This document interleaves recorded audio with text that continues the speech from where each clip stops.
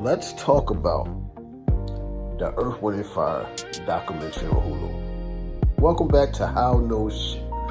Today, big up to Questlove. Now, this is Questlove's 215 Productions, I believe his second documentary for his Hulu deal. The first one was about the Black Festival in, I believe it was New York. That was an A+. Today, I got a chance to watch one of my all-time favorite groups, Earth, Wind, Fire. And one of my all-time great favorite songwriters, Mr. Maurice White, and how he was able to take his vision and create reality and create the structure and the sampling. At me as a producer, being a sampler since day one, Earth, Wind, and Fire was my go-to records that I sampled from. Everything from Let's Groove Tonight to Do You Mind? Oh boy, Reasons. The reasons that we hear. Earth, Wind, and Fire was not only my grandmother and my father's and, my aunts and uncles, go-to records.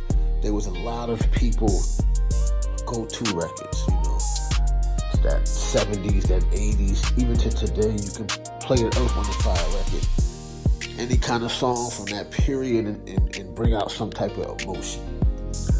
This documentary was A1. It explained Mr. White's journey from being in a quartet group to,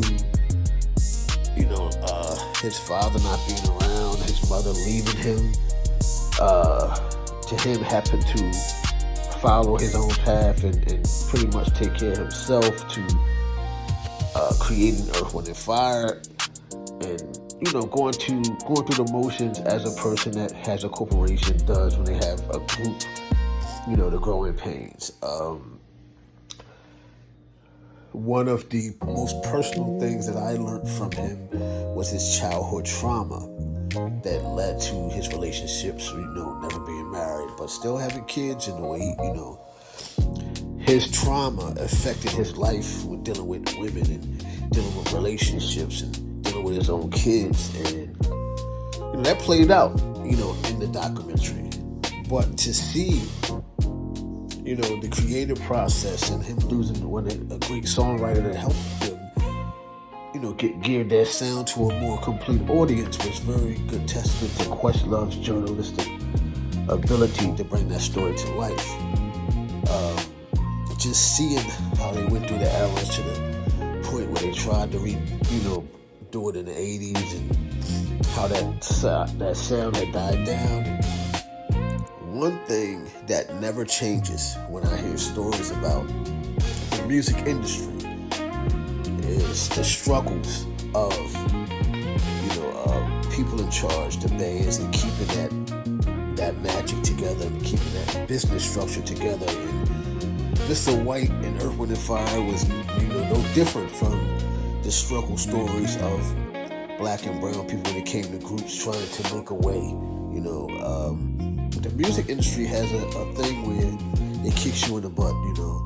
You have success, you sell a lot of records, but that sometimes that stalls. But with the record companies, the artists never really make the money that they make. So he went through his struggles, becoming a songwriter, trying to branch off their own studio, and him, having to consolidate, get rid of members, and take a break from Earth, Wind, and Fire. Taking a break from Earth, Wind, and Fire kind of hurt financially.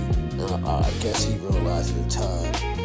But just watching his story play out, and then the group where they're at today performing, and the resurgence of Earth, Wind, and Fire and other groups like her, and doing collaborations with them, just a testament of that great songwriting, that great ability to captivate an audience. That's who Earth, Wind, and Fire was.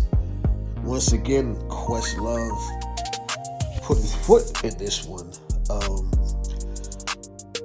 I believe Quest and the 215 production company is doing a good job bringing these documentaries together. And I had a quick thought for a minute.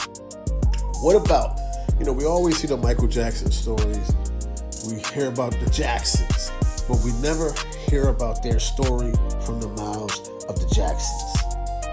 And if I was Questlove in the future, while some of the Jacksons are still left, can we get a documentary just based on the Jacksons, Marlon, Janet, Jackie, Jermaine, them telling their stories about Michael and the family from their mouths instead of third parties, from the estates, from people that knew them just from the family? Because clearly Questlove can make that happen, because the last two documentaries were key and they were great. Big shout out to Questlove. If you haven't seen it, the Earth, Wind & Fire documentary is on Hulu. Check it out. It's a great listen, great watch if you are into Earth, Wind & Fire and documentaries.